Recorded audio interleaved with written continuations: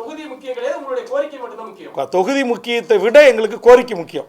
First priority நாங்கள் கோரிக்கை கொடுக்குறோம். சார், அதிமுக பக்கம் இப்போ பிஜேபி இருக்கு, ஒருவேளை அதிமுக நாங்க பண்றோம்னு சொன்னா நீங்க என்ன பண்ண போறீங்க? பிஜேபி தலைமையிலான அந்த கூட்டணியில் நாங்கள் இடம்பெற மாட்டோம். அது அதிமுக அப்படி சொல்லி எங்களை அழைச்சி பேசும்போது அதை குறித்து மாலை நடைபெற கூட்டத்துக்கு பிறகு அதை குறித்து முடிவு செய்வோம்.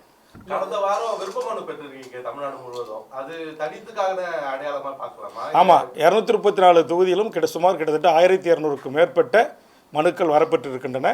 234 தொகுதிகளிலும் நீங்கள் அந்த வேட்பாளரே ஒரு ஓட்டு போட்டாலும் பரவாயில்லை.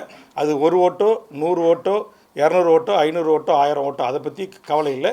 கொள்கை வழி நின்று மக்களை சந்திக்கலாம் என்கிற கருத்தும் பெருமளவில் காலையிலிருந்து விவாதிக்கப்பட்டு கொண்டிருக்கிறது. சட்டமன்ற உறுப்பினராகவே உங்களுக்கு சட்டப்பேரவையிலே பேசுவதற்கான அந்த நேரம் குறைப்பு உள்ளிட்டவைகள்லாம் இருக்கும் பொழுது 2 நாள் கெடு விதித்திருக்கீங்க. இனிமேலும் உங்களுடைய கோரிக்கை 2 நாள் கெடுலாம் நான் விதிக்கலை. இது இப்போ 2 நாள் 2 மணி நேரம் கெடு விதிக்கிறதுக்கு வாய்ப்பில்லை. இதை ஏற்கனவே திமுக கிட்ட கொடுத்துருக்குறோம்.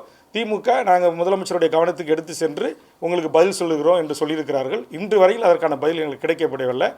நாளைக்கு திங்கட்கிழமை உங்களுக்கு தகவல் சொல்லுகிறோம் என்று சொல்லியிருக்கிறார்கள். அதனால் எங்களுக்கு பிரதானமாக இடம் ஒரு கட்சி வளர்ந்துருக்கிறது, அதுக்கு கூடுதல் இடம் கேட்குறோம். அதே மாதிரி அதை எல்லாற்றை விட எங்களுக்கு இது மிக முக்கியமான பிரச்சனை. அங்கே 1.5 லட்சம் பேர் செத்து போயிட்டாங்க.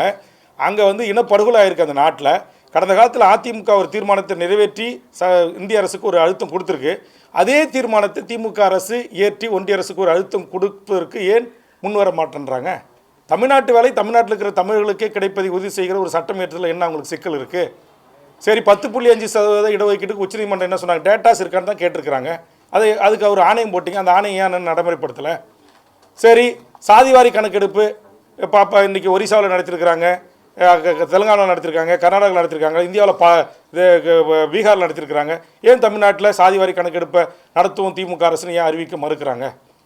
அப்போ நீங்கள் சரி, இப்போ இந்த 5 ஆண்டு காலம் தான் நீங்கள் செய்யலை, இனியாவது ஆட்சிக்கு வந்தால் திமுக ஆட்சிக்கு வந்தால் இதெல்லாம் நாங்கள் செய்வோம் அப்படின்னு எங்களுக்கு வாக்குறுதி கொடுக்கட்டும். தன்னுடைய தேர்தல் வாக்குறுதியில் இதெல்லாம் அறிவிக்கட்டும்.